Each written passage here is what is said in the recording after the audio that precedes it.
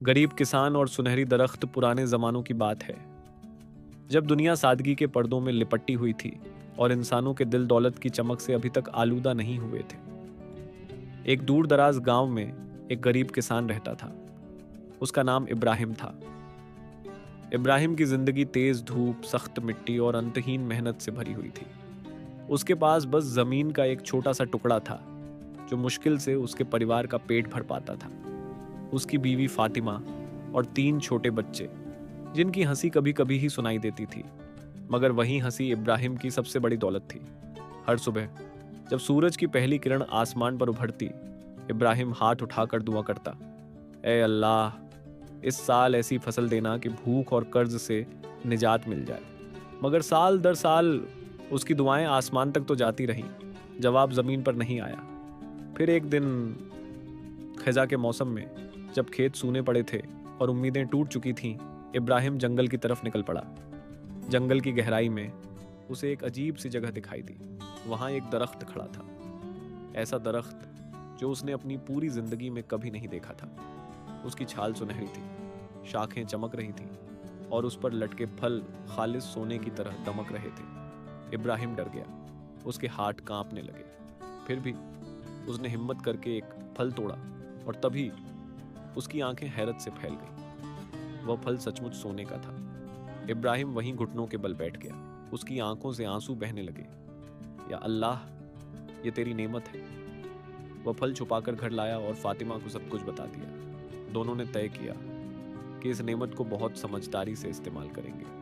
अगले कई दिनों तक इब्राहिम रात के अंधेरे में जंगल जाता, बस 2-3 फल तोड़ता और दूर के बाजार में बेच आता। धीरे धीरे हालात बदलने लगे। बच्चों के लिए अच्छा खाना आया, छत ठीक हो गई, घर में सुकून लौट आया। लेकिन यहीं से एक नई चीज ने जन्म लिया, लालच। पहले जरूरत थी, अब ख्वाहिशें पैदा होने लगी। फातिमा ने समझाया, इब्राहिम, ज्यादा मत लो, यह नेमत आजमाइश है। मगर इब्राहिम सुनने को तैयार नहीं था।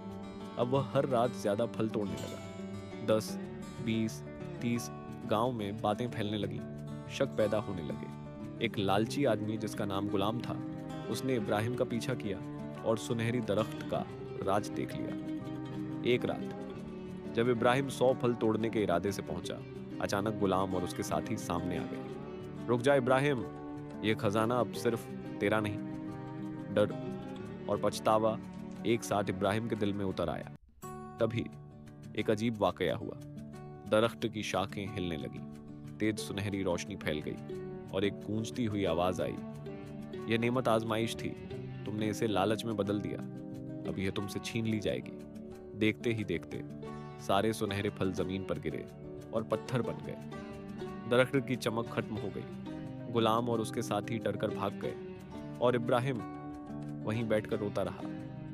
या अल्लाह, मैंने गलती कर दी। सुबह वह टूटे दिल के साथ घर लौटा। फातिमा ने उसका हाथ पकड़ा और कहा, अल्लाह तौबा कबूल करता है। इब्राहिम ने अपनी बची हुई दौलत कर्ज चुकाने, गरीबों की मदद और गांव में कुआं बनवाने में लगा दी। उसने फिर से सादगी की जिंदगी शुरू की। अब वह अमीर नहीं था, मगर सुकून से भरा हुआ था।